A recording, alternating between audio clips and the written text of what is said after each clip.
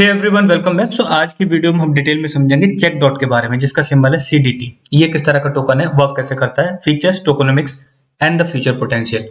Start करते video. अगर आपने अभी तक चैनल को सब्सक्राइब नहीं किया है तो चैनल को सब्सक्राइब जरूर कर दो। अभी करंट में देखोगे तो चेक डॉट $0.3177 पर ट्रेड कर रहा है। $2.4 मिलियन की मार्केट कैप बन रही है एंड $3.1 मिलियन की अभी करंट में इसकी फुली डाइल्यूटेड मार्केट कैप है। 77% सप्लाई सर्कुलेशन में है। जब हम इसका टोकनोमिक्स पार्ट देखेंगे वहां पे आपको ये चीज क्लियरली पता चल जाएगी। आप इसको ऐसे एस्टिमेट नहीं कर पाओगे कितने टाइम पे सप्लाई कितनी सर्कुलेशन में होगी। सो आपको फुली डाइल्यूटेड मार्केट कैप वाला फैक्टर भी ध्यान में रख के चलना पड़ेगा। ट्रेडिंग वॉल्यूम ठीक ठाक आ रही है, जिस हिसाब से सिर्फ डेक्स पे ही अवेलेबल है। 2 डेक्स पे अवेलेबल है और 3 पे है, यूनिस्वैप, सोसिस्वैप एंड पैनकेकस्वैप। सो आपको अगर बाई करना है तो आपको प्रेफर करना चाहिए इसको पैनकेकस्वैप से बाई करना।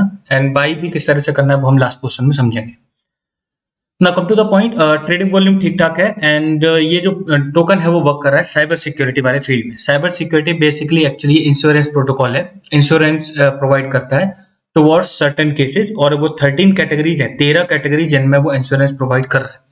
अब ये फंक्शन कैसे करता है उसको हम थोड़ा सा डिटेल में समझते हैं। बट अगर आपको इसके बारे में डॉक अगर एक्सेस करते हैं इसके, तो आपको गिटहब पे इसके डिटेल में डॉक्स मिल जाएंगे, even the white paper also, but we will see it in detail. ना ये जो प्रोटोकॉल रिलीज हुआ है, इंश्योरेंस प्रोटोकॉल, किस तरीके से वर्क करता है और क्या ये अचीव करना चाह रहा है, इसका मतलब काम है मेनली ये जो 13 कैटेगरी के इंश्योरेंस प्रोवाइड कर रहा है। आप उसमें ऐसा मत समझना, फॉर एग्जांपल अगर इसने मेंशन किया है कि USDT डीपैक का रिस्क का मतलब इंश्योरेंस दे रहा है, तो ऐसा नहीं है कि ये उसने USDT मतलब जो टीथर कंपनी मतलब जो जिसने टीथर इश्यू किया है उसने ये इसके साथ टाइप किया है, ऐसा बिल्कुल नहीं है। एक्चुअली में क्या है कि उस केस के लिए वो इंश्योरेंस प्रोवाइड कर रहा है। फॉर एग्जांपल इसने एक और कैटेगरी ऐड कर रखी है बाइनेंस हैक के लिए। इट मींस अगर ऐसा होता है कभी भी बाइनेंस हैक हो जाता है तो आपका फंड का इंश्योरेंस, आपको फंड रिफंड मिल जाएगा। कितना क्लेमेबल रहेगा that will depend on the risk score. So in short अगर आपको समझाऊं तो ऐसा समझ लो, दो कैटेगरी है इसमें। एक कैटेगरी होगी जो होंगे जो अपने असेट्स को इंश्योर करेंगे और वो उसके लिए सर्टेन चार्जेस पे करेंगे, और दूसरे होंगे इंश्योरर यानी जो अपने फंड प्रोवाइड करेंगे कोलेट्रल के तौर पे, गारंटी के तौर पे कि ठीक अगर ऐसा होता है तो इस फंड में से हम देने को तैयार है, हम रिस्क लेने को तैयार है, हम बेट करने को तैयार है इस सिचुएशन पे, और उसके बदले जो वो फीस पे करते हैं उसका सर्टेन हिस्सा उनको रिवॉर्ड के तौर पे मिलता है, स्टेकिंग रिवॉर्ड के तौर पे, एंड उसी हिसाब से उसकी APY सेट होती है। दैट्स द बेसिक फंडा जो इस प्रोजेक्ट में अवेलेबल है। ठीक है ना, किस तरीके से आप इंश्योरर बन सकते हो वो पूरा प्रोसेस अवेलेबल है। किस तरीके से आप लिक्विडिटी प्रोवाइड करोगे एंड लिक्विडिटी प्रोवाइड करोगे किस तरीके से उसका यूटिलाइजेशन होगा। If you want to go through the detail you may go, and उसमें ये भी होगा आपको कितना रिटर्न मिलेगा, वो सारी चीजें डिपेंड करेंगी सर्टेन फैक्टर्स पे। और वो फैक्टर्स कौन से होंगे, वो फैक्टर होंगे आपने कितने टाइम के लिए डिपॉजिट की है, किस पर्टिकुलर कैटेगरी के लिए, एंड आपने मतलब जो उसमें जो भी मतलब असेट प्रोवाइड किए हैं, कौन से असेट प्रोवाइड किए हैं, क्योंकि असेट टू असेट भी ये चीज चेंज होगी। This is basic governance model for check dot.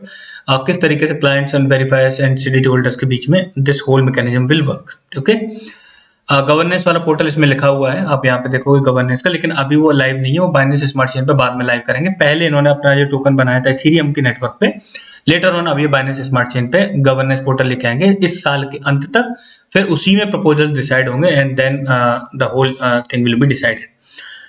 सो ये डिसेंट्रलाइज इंश्योरर है, इसमें आप टोकन स्टेक कर सकते हो। इसमें प्रोजेक्ट का रिस्क ट्रैकर भी लगा हुआ है। रिस्क ट्रैकर के अकॉर्डिंग आपको वो बताता कितना आपको APY उस पर मिलेगा। ठीक है, अगर आप इसमें स्टेकिंग करते हो, रिस्क ऑफ इंश्योरेंस स्टेकिंग, तो उसमें क्या क्या रिस्क रहेंगे वो आप इसमें देख सकते हो। पहले इन्होंने एक चीज क्लेम की है, फॉर एग्जांपल मान लो इन्होंने बाइनेंस हैक वाला इंश्योर कर दिया, आपने बाइनेंस पे फंड रखे और आपने अपना जो फंड है वो इंश्योर कर लिए, फाइन, दैट इज ओके।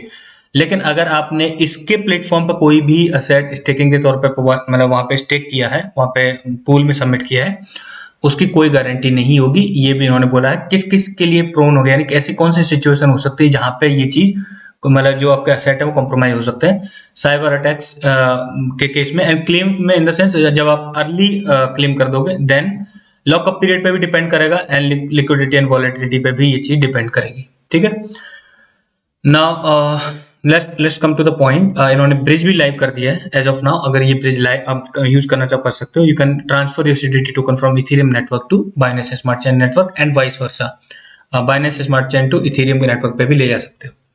सो अगर आप इथेरियम का एक्सप्लोरर ओपन करके देखोगे, in the sense ether scan पे सीडीटी टोकन का तो चेक डॉट के लिए ओपन करके देखोगे, total supply reflected properly, and उसके बाद होल्डर्स तो बहुत ही कम है, 206।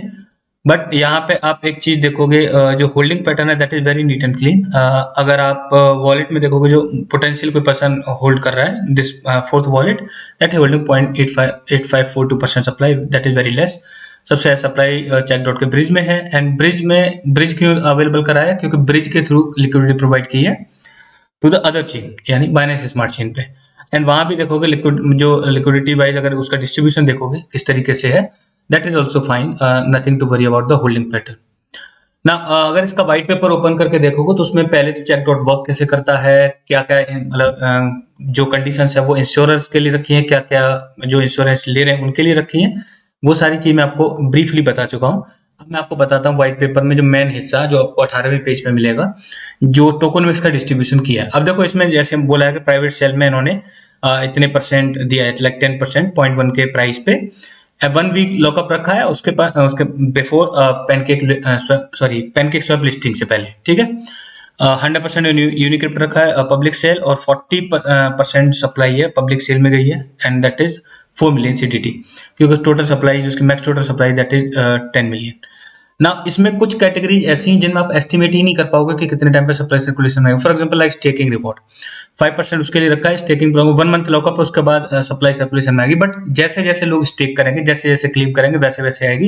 You can not estimate this particular thing कि कितने टाइम पे सप्लाई कितनी सर्कुलेशन में होगी, इसीलिए मैंने बोला। और ऐसी कई कैटेगरी जिनमें आप ये नहीं मतलब एस्टिमेट कर पाओगे, क्योंकि टाइम एस्टिमेट करना इसका मुश्किल है, तो हम फुली डायल्यूटेड मार्केट कैप भी इसकी कंसिडर करके चलेंगे।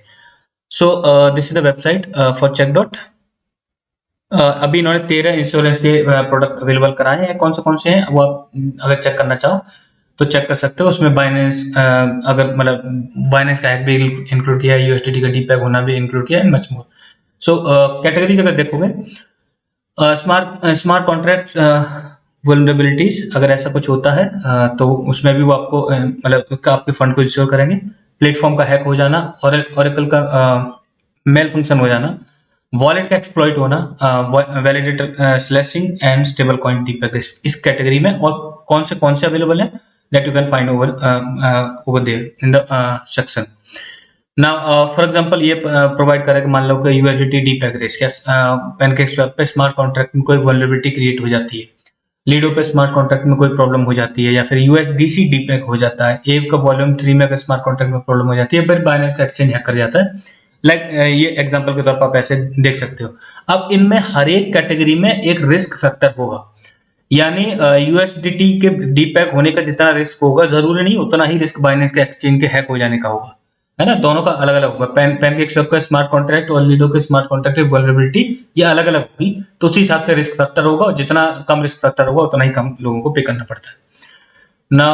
उसके बाद टीम अगर चेकआउट करना चाहोगे, so these are the person जो टीम में है, and partners and integration, these are the partners. इसमें नोटेबल अगर आप देखोगे तो ग्राफ एंड गो प्लस आपको नोटेबल रखने चाहिए। ग्राफ एक्चुअली ये यूज कर रहे हैं in order to take out the data, जो डेटा की इनको जरूरत पड़ेगी। हैकलेस इज ऑल्सो देयर ना। अब आते थोड़ा सा इस पार्ट पे, कितना जा सकता है एंड आपको बाई करना चाहिए या नहीं करना चाहिए, और कितना इसमें पोटेंशियल है। देखो साइबर सिक्योरिटी में अगर आप क्रिप्टो मार्केट में देखोगे, नियर अबाउट गिने चुने 12 से 13 ही कॉइन है, उससे ज्यादा कॉइन है नहीं है, जिसमें से 6-7 तो ऐसे हैं जो फंक्शन भी नहीं कर रहे प्रॉपरली, और बहुत ही ज्यादा ऐसी कंडीशन में है कि जिनका सक्सेस का भी हम एस्टिमेट नहीं कर सकते कि आगे कुछ ग्रो कर भी पाएंगे नहीं कर पाएंगे।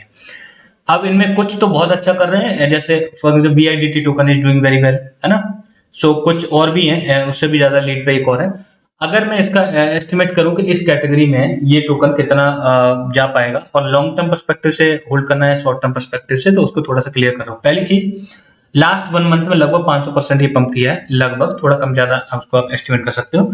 तो इतना ज्यादा ये पंप किया है विदाउट मेजर इवेंट्स, तो इसमें थोड़ा बहुत करेक्शन माइंड में लेके चलना, ठीक है। आपको DCA करना पड़ जाएगा, that you should keep in mind. आपको कई फ्रैक्शंस में बाई करना पड़ेगा, पहली चीज जो अच्छी तरीके से दिमाग में बिठानी है। दूसरी चीज, इस पर्टिकुलर कैटेगरी में इफ एवरीथिंग गोज वेल, तो शॉर्ट टर्म में इसमें मल्टीपल एक्स का पोटेंशियल बनेगा, बिकॉज जल्दी ही ये एप्टोस के साथ भी इंटीग्रेशन करने वाले हैं। एप्टॉस के साथ इंटीग्रेशन होगा तो जल्दी ही इसमें अच्छा खासा पोटेंशियल बनेगा। और रिसेंटली इन्होंने नई एपीआई भी लॉन्च की थी, जो इसके लिए काफी पॉजिटिव है। लेकिन एक चीज ध्यान रखनी, शॉर्ट टर्म में ठीक है, अगर ऐसे मेजर इवेंट होगा तो इन मतलब इसमें आपको ग्रोथ का मतलब जो सिनेरियो है वो बनेगा। लेकिन लॉन्ग टर्म पर्सपेक्टिव में अगर देखोगे, इफ एवरीथिंग गोज वेल, तो इस कैटेगरी में ये मैक्स टू मैक्स $150 मिलियन की मार्केट कैप ही अचीव कर सकता है। $150 मिलियन, मतलब वो भी इफ एवरीथिंग गोज वेल, तब इतना अचीव कर पाएगा। और काफी पॉपुलर हो जाता है और बहुत ज्यादा इसका प्रोडक्ट यूज होने लगता है। अभी तक तो काफी ज्यादा यूज हो रहा है बिकॉज काफी पॉपुलर भी हुआ है। और ये जो रिस्क रहता है प्लेटफॉर्म का, मतलब जो प्लेटफॉर्म से जुड़ा हुआ है, स्मार्ट कॉन्ट्रैक्ट से जुड़ा हुआ या डीपेक हो जाने का रिस्क, वो हमने देखा है। इन्होंने व्हाइट पेपर में भी शुरू में वही एक्सप्लेन किया है कि अगर आपको लगता है कि स्मार्ट कॉन्ट्रैक्ट एकदम सही है, तो आपको याद होगा टेरा का जो यूएसटीसी मतलब यूएसटी का मतलब डीपेक होना, अभी जिसका नाम यूएसटीसी है, $60 बिलियन उस टाइम पे वर्थ था। And like a lot of funds has been wiped out after it. अगर आपको एक्सचेंज है लगता है कि नहीं, सेंट्रल एक्सचेंज एक सेफ प्लेस है असेट्स मतलब स्टोर करने का, बिल्कुल भी ऐसा नहीं है। अगर सेंट्रल एक्सचेंज के साथ कुछ भी प्रॉब्लम होती है तो यूजर्स का फंड फंस जाता है। FTX, Vauld and there so many examples जो हम अभी हमने मतलब लास्ट ईयर ही देखे।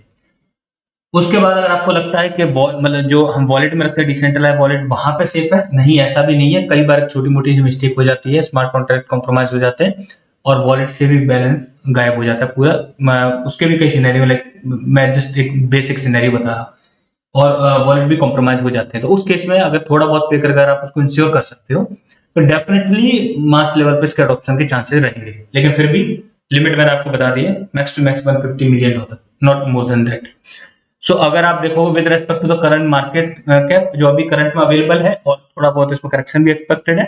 सो अगर ऑन एन एवरेज अगर आप कंसीडर करके चलोगे फ्रॉम 2 मिलियन मार्केट कैप, तो आप इजीली 70 to 75x का पोटेंशियल एक्सपेक्ट कर सकते हो max to max long run में। एंड शॉर्ट टर्म में जब भी मेजर इवेंट होगा, specially when the Aptos integration will happen, और जब ज्यादा से ज्यादा ये नए नए एपीआई लॉन्च करेंगे अलग अलग प्लेटफॉर्म के लिए, then we'll see the pump in this particular token in short span of time also.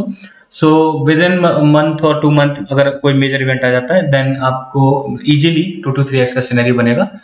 But long term perspective में भी इतना कम नहीं है, 70 to 75x is not less amount. और रिलेटिवली देखोगे फंडामेंटल ठीक है, रिलेटिवली देखो तो बहुत ही माइक्रो कैप में है।